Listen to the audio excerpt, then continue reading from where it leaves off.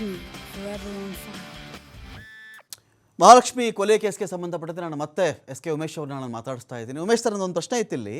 ಈಗ scene of crime ಅಂತ ನೀವು ಆಗಲೇ ಹೇಳ್ತಾ ಇದ್ರಿ. ಈ ಸೀನ್ ಆಫ್ ಕ್ರೈಮ್ ಅಂತ ಬಂದಾಗ ರಿಟ್ಯಾಲಿಯೇಷನ್ ಇದೆ ಇಲ್ಲಿ ಮಹಾಲಕ್ಷ್ಮಿಯದ್ದು ಅಂತ. ಏನೇ ಕ್ಲೀನ್ ಮಾಡಿರಲಿ ಸರ್, ಏನೇ ಕ್ಲೀನ್ ಮಾಡಿರಲಿ, ಅವನು ಎಂಥದ್ದೇ ಜಾಣ ಆಗಿರಲಿ, ರಕ್ತ ಒಂದು ನೆಲದ ಮೇಲೆ ತೊಟ್ಟಿಕ್ಕುವುದಕ್ಕೂ ಒಬ್ಬ ಈ ಕುರಿ ಕೋಳಿ ಮಾಂಸ ಕಟ್ ಮಾಡುವಂತಹ ಒಂದು ಬಲವಾದ ಆಯುಧದಿಂದ ಅವಳನ್ನು ಕಟ್ ಮಾಡಿದ್ದಾನೆ. 50 ಪೀಸ್ ಮಾಡಬೇಕು ಅಂದರೆ ಸುಮ್ಮನೆ ಮಾಡೋಕ್ಕಾಗಲ್ಲ ಸರ್. 206 ಮೂಳೆ ಮನುಷ್ಯನಿಗೆ, 206 ಮೂಳೆಗಳನ್ನು ಒಂದು 50 ಪೀಸಲ್ಲಿ ಇಟ್ಟಿರ್ತಾನೆ ಅವನು, 50 ತುಂಡುಗಳಲ್ಲಿ ಇಟ್ಟಿರ್ತಾನೆ ಅವನು. ಹಾಗಾದಾಗ ಎಲ್ಲಾದರೂ ಸಿಗಬೇಕಾಗಿತ್ತಲ್ಲ, ರಿಟ್ಯಾಲಿಯೇಷನ್ ಇದ್ದಿದ್ರೆ ಗೊತ್ತಾಗಬೇಕಾಗಿತ್ತಲ್ಲ. ಅಲ್ಲಿ ಬಡ್ದಾಡೋದು, ಓಡಾಡೋದು, ಅವನ ನಡುವಿನ ಒಂದಷ್ಟು ಘರ್ಷಣೆಗಳು, ಅಥವಾ ಅವನು ಕತ್ತರಿಸಾಕ್ಬಿಟ್ಟಿದ್ದ ಅಂತ ಅಂದ್ಕೊಳ್ಳಿ ಸರ್, ಗೋಡೆ ಮೇಲೋ ಎಲ್ಲಾದರೂ ಸಿಗಬೇಕಾಗಿತ್ತು, ಎಲ್ಲೂ ಇಲ್ಲ ಅಂತ ಹೇಳ್ತಾರಲ್ಲ. ಇಂಥ ಟೈಮಲ್ಲಿ ಒಂದು ತನಿಖೆಯ ಯೋಚನೆ ಮಾಡಬೇಕಾಗಿರ್ತಕ್ಕಂಥ ದಿಕ್ಕು ಹೇಗಿರುತ್ತೆ ಅಂತ ಸರ್, ಏನಾಗುತ್ತೆ, ನಾವು ಒಳಗಡೆ ಹೋದ ತಕ್ಷಣನೇ ಸಾಮಾನ್ಯವಾಗಿ ನೋಡಿ, ಒಬ್ಬ ಮನುಷ್ಯನ ಪರಿಸ್ಥಿತಿ ಆಗಿರುತ್ತೆ ಅಂದ್ರೆ, ಸಾಯಿಸಿ ಕೊಲೆ ಮಾಡಿ ಬಾಡಿ ಎತ್ಕೊಂಡು ಹೋಗುವಂತದ್ದಿದೆಯಲ್ಲ, ಅದು ಮನುಷ್ಯನ ಅತ್ಯಂತ ಅತಿರೇಕವಾದಂತಹ, ಅವನಿಗೆ ಗಟ್ಟಿತನ ಬೇಕು, ಎತ್ಕೊಂಡು ಹೋಗುವಂತದ್ದು, ಸಾಯಿಸಿ ಕ್ಯಾರಿ ಮಾಡುವಂತದ್ದು ತುಂಬಾ. ಯಾಕೆಂದ್ರೆ ಆಗೋಗ್ಬಿಟ್ಟಿರ್ತದೆ.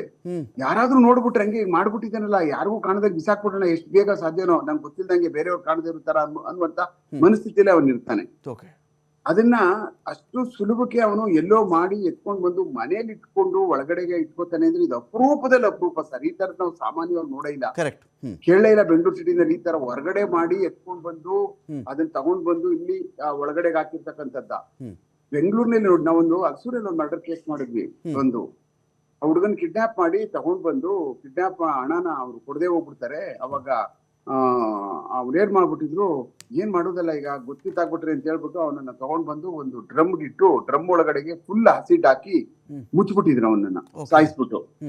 ಅದಾದ್ಮೇಲೆ ಡ್ರಮ್ನ ತಗೊಂಡೋಗ್ಬಿಟ್ಟು ದೇವನಗುಂದಿ ಬರುತ್ತೆ ನೋಡಿ, ಅಲ್ಲಿ ಒಂದು ನೀಲಗಿರಿ ತೋಪ್ ಇಂಟೀರಿಯರ್ ಒಳಗಡೆ ಯಾರು ಹೋಗ್ದಿರೋ ಜಾಗದಲ್ಲಿ ತಗೊಂಡೋಗಿ ಉಳಿಸ್ಬಿಟ್ಟಿದ್ರು.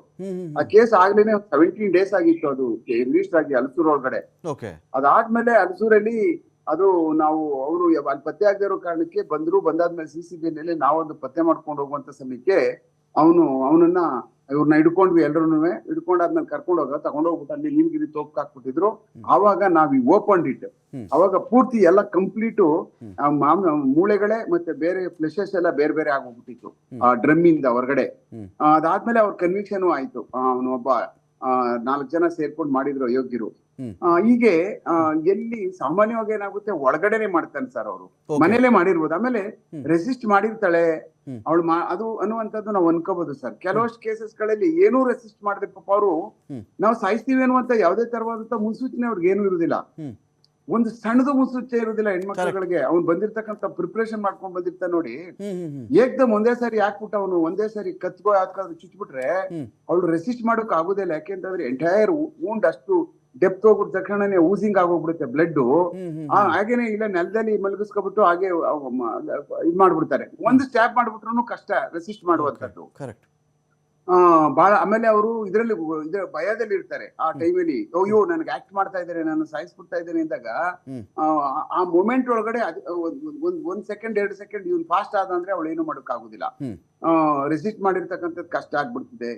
ರೆಸಿಸ್ಟ್ ಒಂದ್ ವೇಳೆ ಮಾಡಿದ್ರು ಆ ಜಾಗದಲ್ಲಿ ಅವಳೇನಾದ್ರು ಜೀವಂತ ಇದ್ದಾಗ ಮಾಡ್ಬೋದೇ ಹೊರತು ಆ ಸಮಯದಲ್ಲಿ ಮಾಡಿದಾಗ ಏನಾಗುತ್ತೆ ಅಂದ್ರೆ ರಕ್ತ ಗಿಕ್ತ ಆ ಕಡೆ ಈ ಕಡೆ ಅಂದ್ರೆ ಗಂಡಸರಿಗಾದಾಗ ಒಂಚೂರು ರೆಸಿಸ್ಟ್ ಮಾಡಿ ಏನೋ ಮಾಡಿ ಆ ಕಡೆ ಈ ಕಡೆ ಸ್ಪಿಲ್ ಆಗಿರ್ತಕ್ಕಂಥದ್ದು ಉಂಟು. ಈಗ ನಾವು ಹಲವಾರು ಕೇಸ್ ನಾವ್ ಹೇಳಿದ್ವಿ, ನಾವು ಪಾಯಲ್ ಸೂರ್ಯಕ ಕೇಸಲ್ಲಿ ಅವ್ಳು ರೆಸಿಸ್ಟ್ ಏನು ಮನೆ ರೂಮ್ಗಳು ಕೂತ್ಕೊಂಡಿದ್ದಾಳೆ, ಪಟ್ ಅಂತ ಇಟ್ಕೊಂಡ ಕತ್ನ ಹಾಗೆ ಚಕ್ ಅಂತ ಕುಯ್ದ ಹಾಗೆ ಮಲಗಿಸ್ಬಿಟ್ಟ ಬೆಡ್ ಮೇಲೆ. ಅದಾದ್ಮೇಲೆ ಮಲಗಿಸ್ಕೊಂಡಾದ್ಮೇಲೆ ಒಂದು 25-30 ಸ್ಟ್ಯಾಬ್ ಇಂಜುರೀಸ್ ಮಾಡ್ತಾನೆ ಎಲ್ಲ ಚೆಸ್ಟ್ಗೆ ಮತ್ತೆ ಹಾರ್ಟ್ ಗಳಿಗೆಲ್ಲ. ಮಾಡಾದ್ಮೇಲೆ ಪೂರ್ತಿ ಗೊತ್ತಾಗ್ತದೆ ಅವ್ನಿಗೆ, ಅವಾಗ ಹೊರಟ್ಬಿಡ್ತಾನೆ ಅಲ್ಲಿಂದ. ಹಾಗೆ ಮನುಷ್ಯ ಪ್ರಿಪ್ರೇಷನ್ ಮಾಡ್ಕೊಂಡು ಹೋಗ್ತಾನೆ ನೋಡಿ, ಬಹಳ ಶಾರ್ಪ್ ವೆಪನ್ ತಗೊಂಡು. ಅಂತ ಟೈಮಲ್ಲಿ ವಿತೌಟ್ ಏನೂ ಗೊತ್ತಿಲ್ದಂಗೆ ಅವ್ರನ್ನ ನಾವು ಕೊಂದಾಕ್ಬಿಡ್ಬೋದು, ಹೆಣ್ಮಕ್ಳನ್ನ ಕೊಂದು ಬಿಡ್ತಾರೆ. ಅಂತ ಟೈಮಲ್ಲಿ ನಾವು ಅಲ್ಲಿ ಒಂದು ಸಣ್ಣದು ಡಿಸ್ಟರ್ಬ್ ಆಗಲ್ಲ, ಒಂದ್ ಚಿಕ್ಕದು ಏನು ಡಿಸ್ಟರ್ಬ್ ಆಗೋದಿಲ್ಲ ಒಳಗಡೆ. ಅಂದ್ರೆ ಒಳಗಡೆ ಜಗಳ ಕಾದು ಜಗಳದಿಂದ ಪ್ರಾರಂಭ ಆಗಿದ್ದು ಅದು ಸಡನ್ ಪ್ರವೋಕೇಶನ್ ಬಂದು ಪ್ರವೋಕೇಶನ್ ಅಲ್ಲಿ ಅವನೇನೋ ಸಾಮಾನು ಎತ್ಕೊಂಡು ಅವನು ಹೊಡಿತಾನೆ ನನಗೆ ಅಂದಾಗ ಇವಳು ರೆಡಿಯಾಗಿ ಇದೆಲ್ಲ ಟೈಮ್ ತಗೊಂಡಾಗ ಏನಾಗುತ್ತೆ, ಅವಾಗ ಮನೆ ಒಳಗಡೆ ಸೀನ್ ಆಫ್ ಕ್ರೈಮ್ಗಳು ಚೇಂಜ್ ಆಗ್ತದೆ. ಸಡನ್ ಪ್ರೊವೊಕೇಶನ್ ಒಳಗಡೆ ಮಾತ್ರನೇ ಪ್ರಿಪರೇಷನ್ ಆಗಿ ಬಂದಿರ್ತಾರೆ ನೋಡಿ, ಇವಳು ಕೊಲ್ಲೇಬೇಕು ಅಂತ ಬಂದಿರ್ತಾರಲ್ಲ, ಆ ಟೈಮ್ ನಲ್ಲಿ ಇಂಥದ್ದು ಬಹಳ ಕಮ್ಮಿ ಇರ್ತದೆ ಓಕೆ ನನ್ನ ಲೆಕ್ಕದಲ್ಲಿ ಸರ್. ಇದು ಅವ್ನು ಒಳಗಡೆನೆ, ಯಾಕೆಂದ್ರೆ ಸೂಟ್ ಕೇಸು ಅಲ್ಲಿ ಸಿಕ್ಕಿದೆ ಅಂತ ಅಂದ್ರೆ ಒಳಗ್ ತುಂಬಾ ಪ್ರಯತ್ನ ಪಟ್ಟಿರ್ತಾನೆ.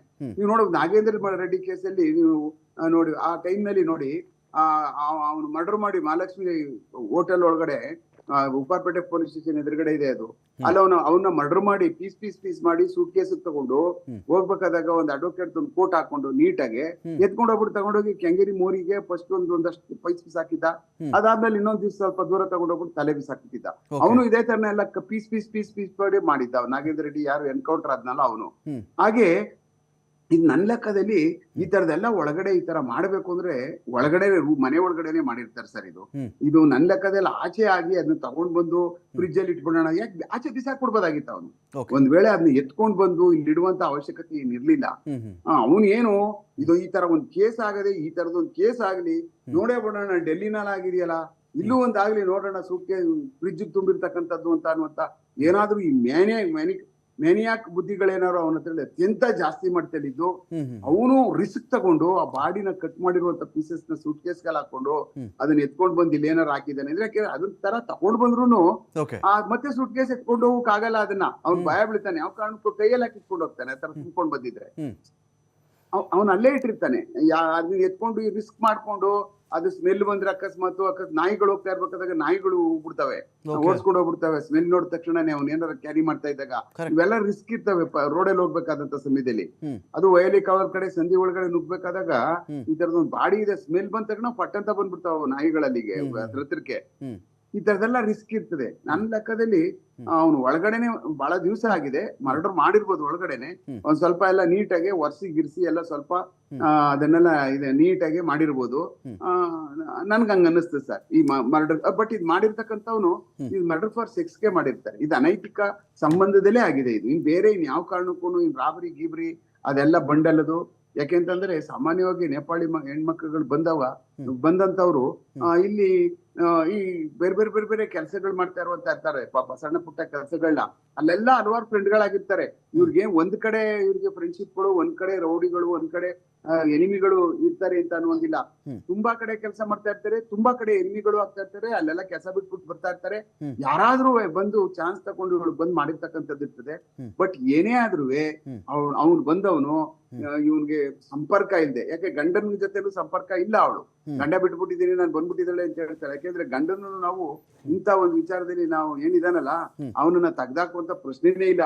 ಅವನನ್ನ ಬಹಳ ತುಂಬಾ ಸಿಸ್ಟಮೆಟಿಕ್ ಆಗಿ ಇಂಟ್ರಾಗೇಷನ್ ಮಾಡ್ಬೇಕು ಸರ್ ಅವನನ್ನ. ಅವ್ನು ಮಾಡಿದ್ರೆ ಕ್ಲೂ ಸಿಗ್ತದೆ. ಅವನು ಬ್ಲಂಟ್ ಆಗಿ ಬಂದ್ಬಿಟ್ಟು ಇಲ್ಲ ನಾನು ಬಿಟ್ಬಿಟ್ಟಿದ್ದೀನಿ ಅವಳೆಲ್ಲೋ ಸೇರ್ಕೊಬಿಟ್ಲು, ಇವಾಗ ಆ ಕತೆ ಪ್ರಶ್ನೆನೇ ಇಲ್ಲ. ಅದು ಅನೈತಿಕ ಸಂಬಂಧದಲ್ಲಿ ಆಗ್ತಕ್ಕಂಥ